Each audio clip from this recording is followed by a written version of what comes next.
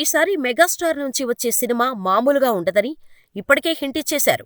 భోళాశంకర్ వంటి ఫ్లాప్ తర్వాత విశ్వంభర అనే భారీ సోషియో ఫ్యాంటసీ సినిమా చేస్తున్నారు చిరు.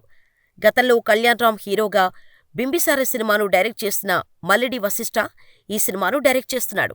ఈ సినిమాను యువి క్రియేషన్స్ సంస్థ నిర్మిస్తోంది. చిరంజీవి సరసన త్రిష హీరోయిన్ గా నటిస్తోంది. ఇప్పటికే కొన్ని షెడ్యూల్స్ షూటింగ్ కూడా కంప్లీట్ చేశారు. వచ్చే ఏడాది సంక్రాంతి టార్గెట్ గా షూటింగ్ జరుపుకుంటోంది విశ్వంభర. లేటెస్ట్ గా ఈ సినిమా కొత్త షెడ్యూల్ స్టార్ట్ అయింది. హైదరాబాద్ నగర శివార్లలో వేసిన ప్రత్యేకమైన సెట్లో ఒక సాంగ్ షూటింగ్ జరుగుతున్నట్టుగా తెలుస్తోంది.